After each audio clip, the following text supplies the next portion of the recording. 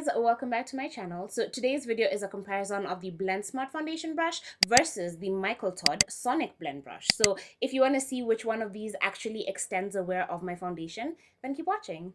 So I'm going to start off by saying that most of the things that I am going to use in this video were sent to me PR, but all opinions are obviously my own. I'm not being paid to talk about any of them. I'm not required to even mention any of them. So me using them is because I really love them. We are going to start with the Makeup Forever Ultra HD Foundation. And this was sent to me in a recent influencer box. This is in the shade Y535, which is so annoying because in my wear test of the Ultra HD foundation, I did use the shade Y505, and the Y before the numbering stands for the undertone, and I am a yellow undertone, and the next Y is Y535. Like, that makes no sense to go from 5 to 35. And as you can see just from looking at the color, it really does look too dark for me. But one thing that I have realized is because the undertone is right, I can make it work, but I wish I'd get that together. When I put it on my skin, I do have to just use 2 pumps because any more than that, it definitely shows that it's too dark. But at least with the 2 pumps, like 1 pump on each side, it does have a chance of sort of melting into my skin. So this is the foundation that I am going to be using as I test out my brushes. So on this side of my face, I will be going in with my Sonic brush, and on this side, I will go in with my BLENDSMART,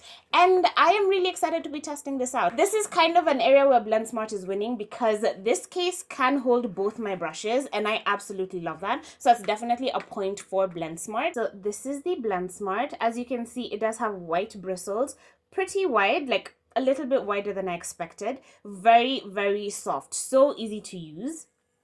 And it spins! So it is a rotating brush. And I don't know if you can hear that sound. Not too loud, but it definitely is something noticeable. So if this reminds you of the dentist too much, you may not enjoy it. But I really do like this because the weight is amazing. It's perfectly comfortable to use. It's not too heavy, it's not too light. It does feel like a really good brush, you know? And it is magnetic. So as you can see, I don't know if you'll be able to tell. You see, it just snaps right into place.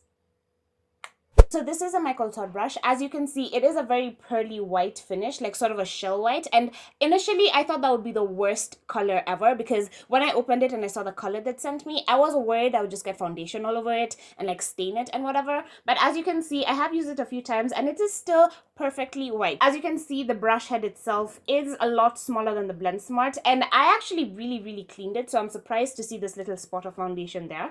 But you won't really be able to see the movement of this one. So in the email they sent me, they told me to know that it does have a sonic movement. It does not vibrate, it does not spin, and I don't know if you can hear that, but that's the sound that it makes. But this is a bit lower than the BLENDSMART, so if that bugs you, that's definitely a point towards the Micheal Todd brush. But the main difference between these two brushes is that this one spins, it actually physically rotates, whereas this one is sort of punching the product into your face, which is why I really wanted to do this video to see which motion is better. Is it the spinning buffing motion, or is it the stippling, like sort of pressing motion into your skin? So which one makes foundation last longer? Because I did try to do a wear test of the Ultra HD foundation, but it broke down on my skin so quickly that I couldn't really get past the 5-hour mark. So I'm really hoping to be able to go a little bit longer, at least with either one of these techniques, and we'll see which one makes it last longer on my skin. So I'm not going to cut out any part of the blending, just so you can see how long it takes me to get from this to an absolutely perfect finish. So it is spinning now.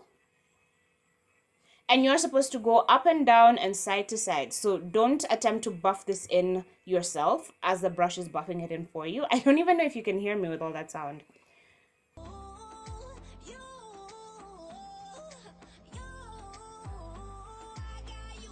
And as you can see, the finish is absolutely flawless. So if you are newer to foundation application, this is a really good brush to consider getting because it does give you an airbrush finish. The Micheal Todd brush is very different, but do you see, like, now that I have foundation on my finger, I'm kind of concerned about touching it, but I will just hold it in the indent like I did with the BLENDSMART. But this brush is a lot different because it doesn't actually have like a physical spinning movement, so it is pressing the foundation into your skin. So this brush is supposed to be used like a normal brush. You actually manually move yourself and like blend it in, but as you're doing that, it is pushing it into your face. Another really great thing about this brush that the BLENDSMART does not have is that it does have 3 different speeds. So you just press it once to get to the first speed, a second time to get the second speed, a third time to get to the third and fastest speed, and then you long press it to turn it off. So I'm just going to use it on the fastest speed and blend my face.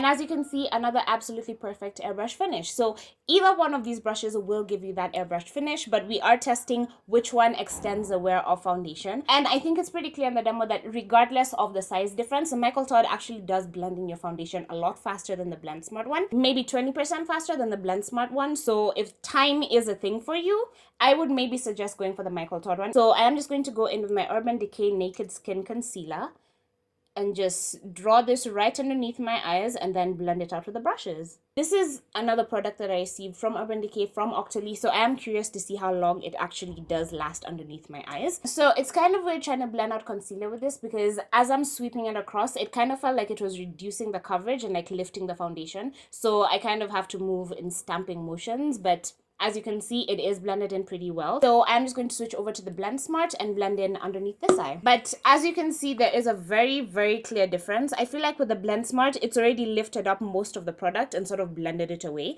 So I am seeing like weird splotchy marks as opposed to this side that you can see the concealer is just pressed into the skin. This side, the concealer has been moved around. I think maybe even the foundation has been moved around. So I'm really not a big fan of blending my concealer out with this because I have noticed that before, so it isn't just happening now. So I really just wanted to demonstrate to you how patchy the BLENDSMART does make the concealer, so I really would avoid the eye area for that. They do have, here's a good thing about the BLENDSMART, they do have a bunch of other brushes. So they do have a definer brush, which is sort of like a pencil shaped brush that's really perfect for fitting underneath here. So I will just layer on a bit more concealer and blend it in with a sonic brush. So I tried to blend in the side of my face with a sonic brush and it kind of turned out to be another patchy mess. So I don't really think I would suggest either of these for use underneath the eyes, but if you did have to pick one, sonic blender definitely better underneath the eyes. So I have just set that with my Laura Mercier powder, and now we are moving on to contour, and I'm going to be using my cream contour kit and drawing this on my face. I see people do this and I never understand because it's so much harder to blend out once you have a line. But just to show you how these brushes work, I am going to do this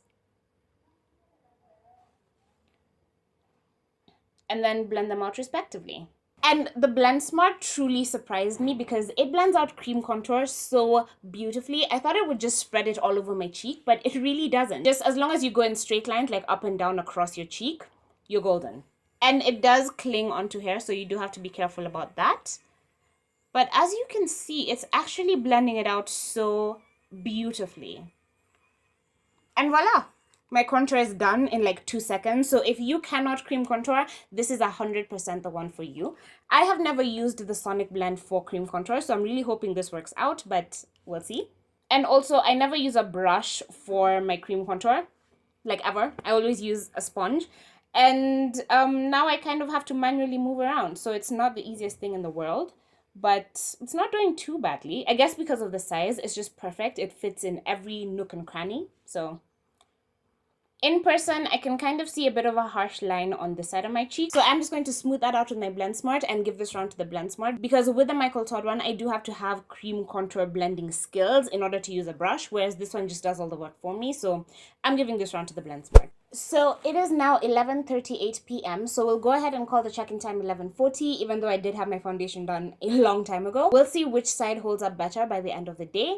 And knowing this foundation, well, without any powder, without any primer, because I don't have any primer right now, all I have on is powder on top of this foundation. But without any help, this foundation lasts a maximum of 5 hours on me before it breaks down and gets oily and separates and whatever. So I am excited to see which brush will make it last longer on my face without all the breaking down and the oiliness and whatever, but the powder definitely will help. So in a few hours, I will check in and we'll see where we stand. So it is now 9:22 p.m., which means it's been about 10 hours almost that I've had these products on my face. So I'm excited to come back and see what the situation is. I do come back in with my spectacles for those of us who wear spectacles or shades throughout the day. If you hear noise, I'm sorry, just ignore it. Loud neighbors as usual. As you can see, my face is looking pretty oily, but this is nowhere near as greasy as I looked the first time I tried out this foundation. So I think my take two review of this has gone pretty well because it is double the time that I wore it for the last time, and I haven't really felt the need to like come back in and check in because it got oily maybe 2 hours ago. At the 5-hour mark, I did take a look at my face and everything still looked absolutely perfect. So I'm really impressed that with just a bit of powdering, this foundation can actually be extended in terms of staying matte. The thing is that the Makeup Forever HD foundations are made for dry skin, skin, so periodically it's supposed to release moisture and something onto your face, so that's kind of what makes it start looking greasy, and with the oil it starts breaking up. So yeah, this is kind of expected for me. I'm really glad I can actually wear it for more than 4 hours without needing to like scrub it off my face. It still feels pretty lightweight, so that's definitely a thumbs up for the Makeup Forever foundation. As you can see, the foundation has faded pretty evenly on both sides, even along my nose where my spectacle pads were. Neither technique, neither brush really helped it stick on there longer, so I can't really recommend one over the other. If you like to buff your foundation in, good for you. For some reason, I cannot manually just go around in circles and have it look flawless, so if you can, more props to you. I do prefer to stipple on my foundation, but as you can see, it has made absolutely no difference in the actual wear of the foundation. So yeah, it's pretty faded around my mouth, around my T-zone, around my nose. Like, I can see it in all my fine lines, especially in my T-zone area. So neither technique is better than the other one, so neither brush is really better than the other one. So it really depends on what you're looking for. I do like the vibration of this. I feel like it is a very relaxing sensation on my face, so I kind of feel like I'm getting a massage. But I also really like the size of the BLENDSMART, so I really can't pick between them. It's really up to you depending on what you prefer. So with the brushes and the techniques, I really can't pick between the buffing and the stippling, so it really does depend on what you prefer. Other things that I wanted to mention in this video, I am wearing Huda Cosmetics eyeshadow, and as you can see, it has not faded whatsoever, so I'm pretty damn impressed because I haven't touched it up at all since I put it on, and it still looks pretty vibrant, so pretty impressed. And all of this is from the check-in time of about 11:40, so all these products have been on my face for about 10 hours and they're doing really, really well. The Urban Decay concealer is the thing that I have to give the most props to. Yes, I did set it with my Laura Mercier, but you can see the area right underneath my eyes is the only part of my face that is still matte. That's why I haven't touched on my face all through this final check-in of mine, because I wanted you to see the stark difference between the oily, greasy, like shiny part of my face versus the area right underneath my eye. It has legit stayed matte for 10 hours, and I do put foundation right underneath my eye, so the concealer has sort of counteracted the greasiness of the foundation and kept it matte. So I am super impressed. If you have oily skin, I 100% recommend this concealer.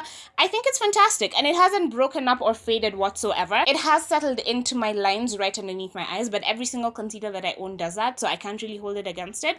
But it is super matte, and I am very, very impressed. So, oh, one more thing that I didn't mention earlier on is that I do have the CAILYN Matte Trio, the purple one, and I am wearing the shade 14, and I did put this on right at the point of my check-in, so it has also lasted 10 hours. My top lip still looks fantastic. My bottom lip does need touching up, and it needed touching up as soon as I ate, so it's not actually going to look perfect throughout the day. You will need to touch it up, but it's very comfortable. My lips are not dry. It has very, very minimal transfer, and that's basically because I really press my lips against my palm, and you can barely see that. So I 100% recommend the CAILYN matte liquid lipsticks just because they're not drying whatsoever. They're super comfortable on the lips, and they're such pretty colors. I absolutely adore this purple. This is the shade 14. This is the shade 16, and this is the shade 19. I feel like this is my least favorite one because it does feel like the drier yet lighter formula, so I don't really get that. But these are the three colors that come in the trio, and they do go on the website for $48. They did send this to me, but they do sell them individually and as a pack of 3 for $48. If you are into purple colors, and I absolutely adore the number 14 that I'm wearing, this is really great quality, so I would suggest picking it up because it is amazing. So I feel like I have wear tested enough things throughout this day. I'm not even gonna touch my face up because I need to wash all of this off. So excuse me for being a mess as I'm checking out of this video, but thank you so much for watching. I really hope you found my greasy results helpful to you in some way. Let me know what you think in the comments down below. Be sure to give me a thumbs up if you enjoyed this video. Subscribe, obviously, so you can be notified. Oh, turn on notifications so you can be notified every time I upload a video. And I will see you in my next one.